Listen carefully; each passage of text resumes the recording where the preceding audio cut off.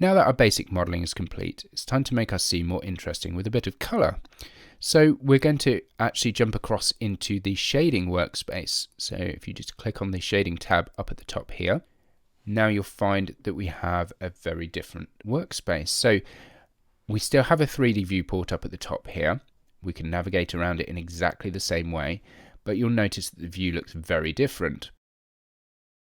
Normally we see our scene in a shaded view like this, but you can actually, in any of the viewports, switch the display mode. So we are now by default within the shading workspace using this material preview mode.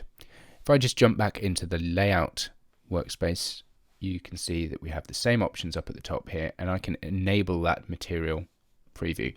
But you can see here, whilst everything is showing up with different lighting, what we don't have in the background is that sort of colored backdrop. If I go back into the shading view, what you can see here in the shading view is default lighting, and that is cast using what we call an HDRI image, and we can see the reflection of that image here in this silver ball, and we can see it blurred out here in the background. We can actually change the image and with it the lighting, and if you click on this little drop down here, you can see again this little ball. If we click on that, we can actually switch out to any one of these other options, and you can see the image in the background changes. You can see the reflection of it here, so that's showing you a more of an interior room lighting and how that would look on your objects. Or we can switch it out to have exterior scenes in different environments, different times of day, and that can be useful for seeing how your materials would work when rendered in different lighting conditions. For now, I'm just going to leave it with this default exterior view. We're not going to dive into too much detail in the materials now. Really, we just want some simple colors on these objects. If I select one of these posts here, you can see in this viewport down at the bottom, we have what are called nodes. So each of these is a node. By connecting together different nodes, we can achieve complex materials, but that's beyond the scope of this class. All we're really interested in is creating some basic colors. Now, you can see the properties of the material here in this node, but you can also go over to the property editor on the right here, and you see this little icon at the bottom here. If you click on that, you can see all of the same attributes that we see here in what is called the principled shader. So it's often easier to interact with those values here than it is down here, but they are duplicated and you can adjust them in both places. So you can see by default this object has got a material on it. We can change the name of the material here. I'm actually going to go in and I'm just going to name that material yellow, because what I'm now going to do is click on this base color and we get this little color picker appear, and I'm just going to pick a color from in here. Somewhere around that will do. Maybe just lighten it up a little bit. So we can adjust its value here, and we can use this wheel to adjust its hue. And by sliding in and out, we adjust its saturation. Equally, we can adjust any of those values here with these sliders. Okay, so that looks okay as a starting point.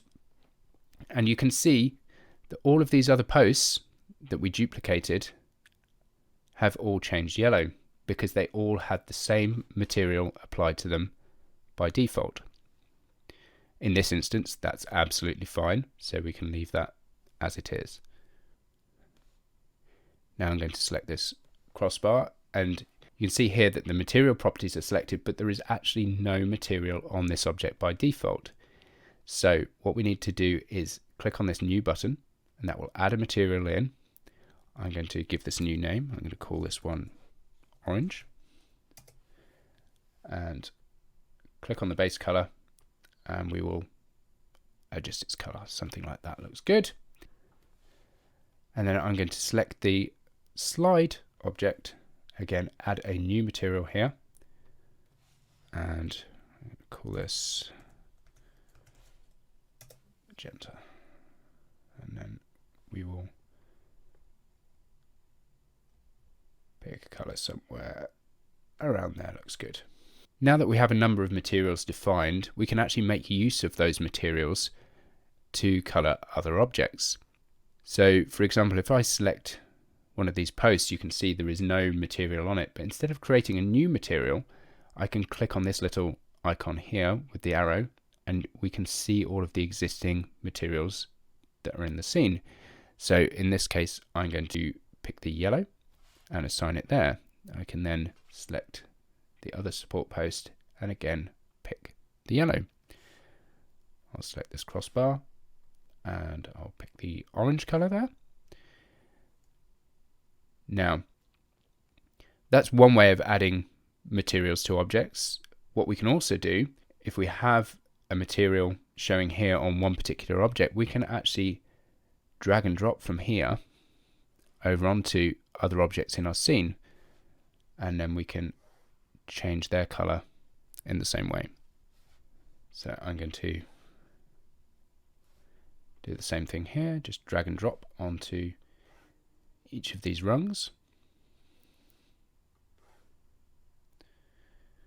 and then we might select that object, drag and drop from there onto these rungs at the back, and do the same onto there, onto the swing, and then maybe we'll select these and just change them here to the orange color. Okay, and I'm pretty happy with that. So if we jump back into the layout view, you can see we're back to our grey view. Nothing appears to have changed. So obviously we can change to our material preview up here, and we can see our materials, which is fine. But you can see sometimes as you're moving around the viewport, you might get a little bit of artifacting as it tries to catch up and display these materials correctly. So this can be slightly heavier once you've got a complex scene to work within material view all the time. There is another option though. If we switch back to our shaded view and select one of these objects, we can go down into our material properties here. Now you can see our base color is defined there, but if we actually scroll down to the bottom of this list, we have some other options, and we have this viewport display option. If I click on the little arrow and roll that down, we have a color in here, and that is the color that will display within the shaded viewport. So if we actually want to adjust the color in here, we can do that. I can click on this and I can pick a color, but trying to get that to be exactly the same might be slightly more complicated. So what we can actually do, if I scroll back up and roll over the top of this value here, I don't need to click it, just hold my mouse over the top and hit Control C.